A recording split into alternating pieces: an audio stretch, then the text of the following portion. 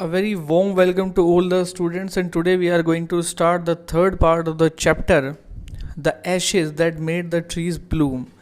Second part के अंदर आपने पढ़ा था कि कुत्ते की जो डेड बॉडी थी, उसकी जो स्पिरिट थी, वो सपने में आकर के अपने मालिक को कुछ इंस्ट्रक्शन देती है, जिनको फॉलो करने के बाद उसका मालिक दोबारा अमीर बन जाता है। और जो उसके जेलस नेबर्स हैं वो उसी तौर तरीक़ों को इस्तेमाल करते हैं, लेकिन वो जैसा कर्म करते हैं वैसे उनको फल मिलता है।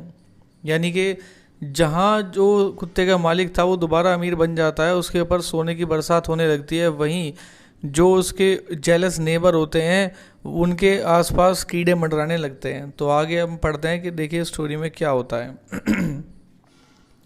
Not long after that, the good old man dreamed again, and the spirit of the dog spoke to him, telling him how the wicked people had burned the mill made from the pine tree.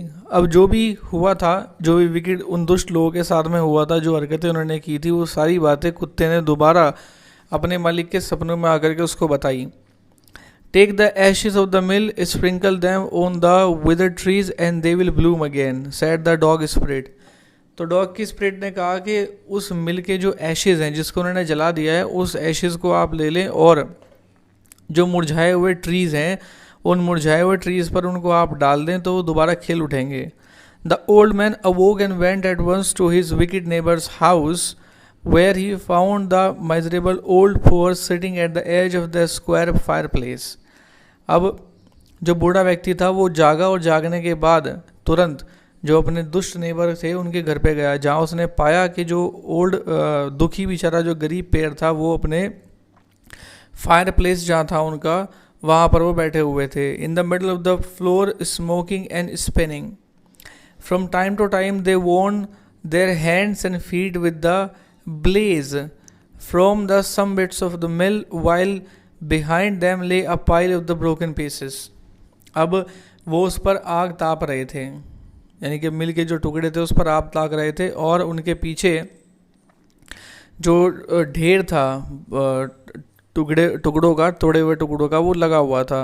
The good old man humbly asked for the ashes, though the covetous couple turn up their noses at him and scolded him as if he were a thief. They let him fill his basket with the ashes. क्या हुआ कि बेचारा जो बूढ़ा आदमी था, भला जो बूढ़ा आदमी था, उसने बहुत विनम्र तरीके से राख मांगी। हालांकि जो लालची जो कपल था उन्होंने अपनी उसको घृणा की दृष्टि से देखा, उसको स्कोल्ड किया। स्कोल्ड मतलब डांटना, उसको डांटा जैसे कि वो कोई चोर हो, लेकिन बाद में उन्होंने उसको बकेट में एशेस भरने के लिए इजाज़त दे दी। On coming home, the old man took his wife into the garden. It being winter, their favorite cherry tree was bare. He sprinkled a pinch of ashes on it, and lo, it sprouted blossoms until it became a cloud of pink blossoms which perfumed the air. The news of this filled the village, and everyone ran out to see the wonder. अब उसके बाद क्या होता है कि घर आने के बाद जो ओल्ड मैन है उसने अपनी वाइफ को अपने गार्डन में ले गया। तो ये विंटर का समय था, उनका जो फेवरेट चेरी ट्री था वो बिल्कुल मतलब बेयर था, क्योंकि विंटर का समय था। विंटर के समय में जो पेड़ है वो अपनी जो पेड़ पत्तियां हैं वो उसको शेड कर देते हैं।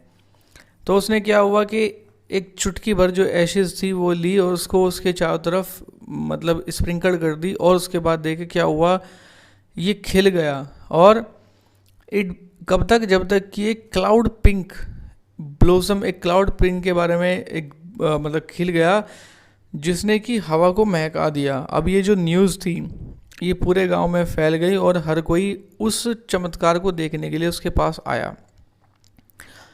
The covetous couple also heard the story and gathering up the remaining ashes of the mill kept them to make withered trees blossom. अब जो लालची जो कपल था उन्होंने भी ये कहानी सुनी, और जो रिमेनिंग एशेज़ थी मिल की उन्होंने उसको इकट्ठा किया ताकि वो भी जो मुरझाए हुए ट्री हैं उनको ब्लोसम कर सकें। The kind old man hearing that his lord the daimyo was to pass along the high road near the village set out to see him, taking his basket of ashes. As the train approached, he climbed up into an old withered cherry tree that stood by the wayside. अब होता क्या है कि जो बेचारा भला आदमी था, बूढ़ा जो भला आदमी था, उसने सुना कि उसका जो मालिक है डेमियो, वो उस हाई रोड के पास से गुजरने वाला है जो कि गांव के पास है। तो वो उसको देखने के लिए चला, अपनी जो बास्केट थी एशेज़ की उसने साथ में ली, और जैसे ही ट्रेन आई वो जो विदर्ड चेरी ट्री था, यानी कि जो मुरझाया हुआ जो पुराना सा पेड़ था चेरी का, वो उस पर चढ़ गया जो कि रास्ते में खड़ा हुआ था। Now in the days of the daimyos it was the custom when their lord passed by for all the loyal people to shut up their high windows. उस समय का जो ज़माना था उसमें एक कस्टम ये था कि अगर आपका जो मालिक है आपके घर के पास से गुजरता है तो आपको उसके लिए अपनी खिड़कियाँ बंद कर देनी होती थी। They even pasted them fast with a slip of paper so as not to commit the impertinence of looking down on his lordship. impertinence का मतलब होता है धृष्टता। तो कहता है कि उन्होंने जो पेपर का जो स्लिप था वो भी चिपका दिया था कि उनसे कोई धृष्टता ना हो जाए, अपने लॉर्डशिप यानी कि अपने मालिक की शान में कोई गुस्ताखी ना हो जाए।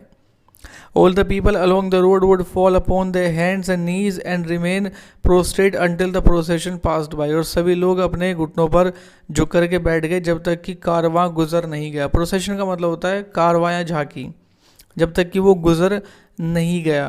देखिए ये आपने मूवीज़ के अंदर देखा होगा कि जब राजा महाराजा चलते थे तो लोग उनके सामने झुक करके खड़े हो जाते थे। तो they were doing the same activity when their lord was passing by them. The train drew near.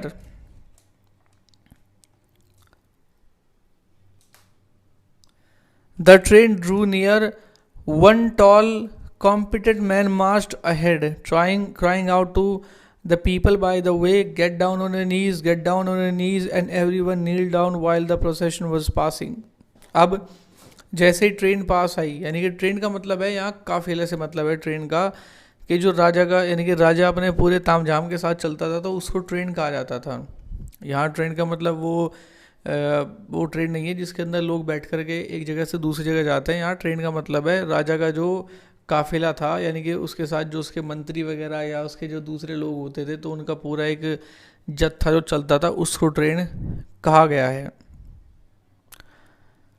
तो एक जो लंबा सा कॉम्पिटेंट ताकतवर एक व्यक्ति था वो आगे आगे चल रहा था और लोगों को कह रहा था कि झुक जाओ जब तक कि काफिला पास नहीं हुआ। Suddenly the leader of the van caught sight of the aged man up in the tree. He was about to call out to him in an angry tone, but seeing he was such an old fellow, he pretended not to notice him and passed him by. So when the daimyo's palanquin drew near, the old man, taking a pinch of ashes from his basket, scattered it over the tree. In a moment it burst into blossom.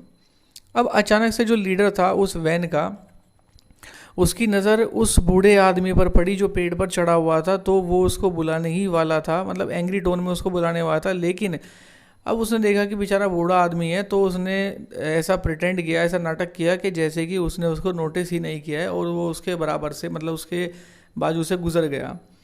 अब इसके बाद जो Demio का जो पैलाक्विन था, यानी कि उसकी पालकी को ढोने वाले थे, जब वो पास में आए तो ओल्ड मैन ने एक चुटकी ऐश ली और उस पेड़ पर छिड़क दी, और छिड़कने के बाद में इट बर्स्ट इनटू ब्लॉसम, ये एकदम खिल गया।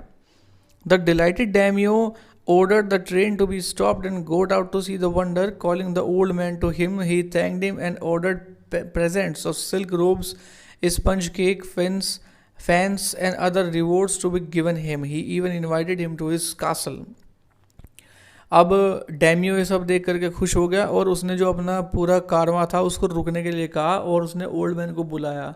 उसने उसकी इस एक्ट से खुश होकर के उसको तरह तरह के प्रेजेंट दिए और यहाँ तक कि उसको अपने किले में भी बुलाया, इनवाइट किया। So the old man went gleefully home to share his joy with his dear old wife. तो उसने क्या किया कि अपनी खुशी को अपनी जो डियर ओल्ड वाइफ थी उसके साथ वो शेयर करने के लिए घर चल दिया।